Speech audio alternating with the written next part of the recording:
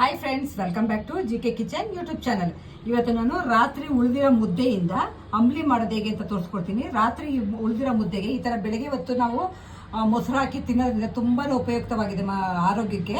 ಇವಾಗ ನೋಡಿ, ನಾನು ರಾತ್ರಿ ಒಂದು ಮುದ್ದೆ ಮಿಕ್ಬಿಟ್ಟಿದೆ, ಅದನ್ನು ಯಾಕೆ ವೇಸ್ಟ್ ಮಾಡೋದು ಅಂತ ಈ ಥರ ಮಾಡ್ಕೊಂಡು ತಿಂದರೆ ನಾಷ್ಟದ ಬಗ್ಗೆ ಚಿಂತೆನೇ ಇರಲ್ಲ, ಅಷ್ಟು ಚೆನ್ನಾಗಿರುತ್ತೆ. ನೋಡಿ, ಈ ಥರ ಮುದ್ದೆನ ಫಸ್ಟು ಸ್ವಲ್ಪ ನೀರು ಹಾಕಿ ಇದನ್ನು ಚೆನ್ನಾಗಿ ಕಲಿಸ್ಕೊಬಿಡೋಣ ಕೈಯಲ್ಲಿ.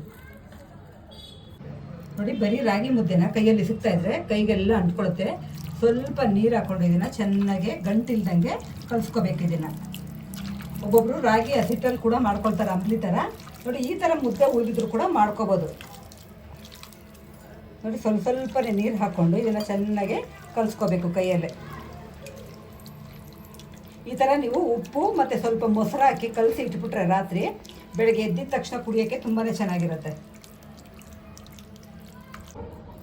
ನೋಡಿ, ಇವಾಗ ಕಲಿಸ್ತಾ ಸ್ವಲ್ಪ ತೆಳ್ಳಗಾಗಿದೆ. ಇನ್ನು ಸ್ವಲ್ಪ ಇದನ್ನ ನೀರು ಮಾಡ್ಕೊಳ್ಳೋಣ. ಆಮೇಲೆ ಜೊತೆಗೇನೆ ಇದಕ್ಕೆ ನಾನು ಉಪ್ಪಿನಕಾಯಿ ಹಾಕೊಂಡು ಕಲಿಸ್ಕೊಳ್ತೀನಿ. ತುಂಬಾ ಚೆನ್ನಾಗಿರುತ್ತೆ ಟೇಸ್ಟು. ನಿಮಗೆ ಮಾವಿನಕಾಯಿ, ಉಪ್ಪಿನಕಾಯಿ, ಇಲ್ಲ ಎರಳಿಕಾಯಿ ಯಾವ್ದು ಕೂಡ ಹಾಕೋಬೋದು. ನಾನು ಎರಳಿಕಾಯಿ ಹಾಕೊಳ್ತಾ ಇದ್ದೀನಿ. ಇದನ್ನು ಅಷ್ಟೇ ಚೆನ್ನಾಗಿ ಕೈಯಲ್ಲೇ ಈ ಥರ ಕಲಿಸ್ಕೋಬೇಕು.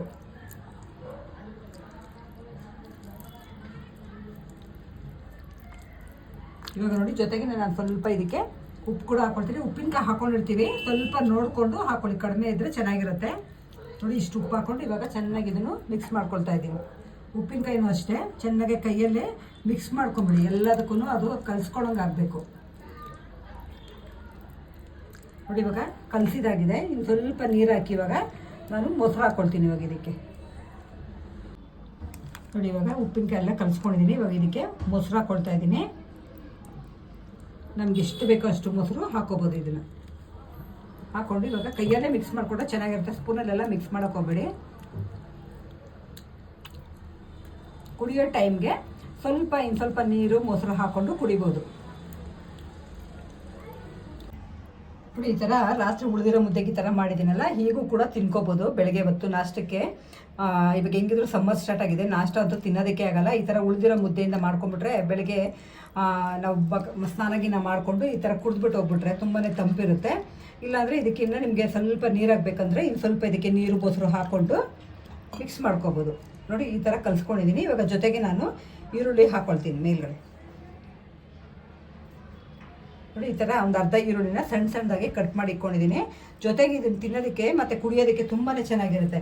ನಿಮ್ಗೇನಾದರೂ ಇದನ್ನ ಗಂಜಿ ಥರ ಕುಡಿಯೋಕ್ಕೆ ಇಷ್ಟ ಇಲ್ಲ ಅಂದರೆ ಇದೇ ಥರನೇ ನಾವು ಸ್ಪೂನಲ್ಲಿ ಕೂಡ ತಿನ್ನೋಕ್ಕೆ ತುಂಬಾ ಚೆನ್ನಾಗಿರುತ್ತೆ. ಇದು ಒಂದು ಮುದ್ದೆಯಿಂದ 2 ಗ್ಲಾಸ್ ರಾಗಿ ಅಂಬ್ಲಿ ಆಗುತ್ತೆ. ಇವಾಗ ಇದಕ್ಕೆ ಸ್ವಲ್ಪ ಕೊತ್ತಂಬರಿ ಸೊಪ್ಪು ಕೂಡ ಹಾಕ್ಕೊಳ್ತೀನಿ.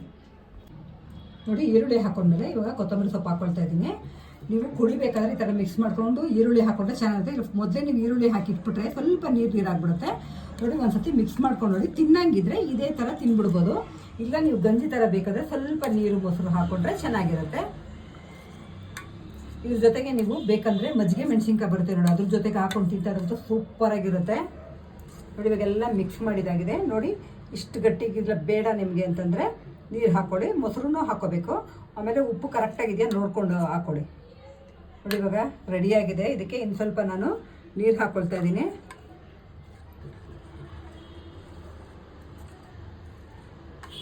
ನೋಡಿ, ಯಾರ್ಯಾರು ಫಸ್ಟ್ ಟೈಮ್ ವಿಡಿಯೋ ನೋಡ್ತಾ ಇದ್ದೀರಾ ನೀವು ಸಬ್ಸ್ಕ್ರೈಬ್ ಮಾಡ್ಕೊಳ್ಳಿ. ನಿಮಗೂ ಈ ವಿಡಿಯೋ ಇಷ್ಟವಾದಲ್ಲಿ ಲೈಕ್ ಮಾಡಿ, ಶೇರ್ ಮಾಡಿ, ಸಬ್ಸ್ಕ್ರೈಬ್ ಮಾಡಿ.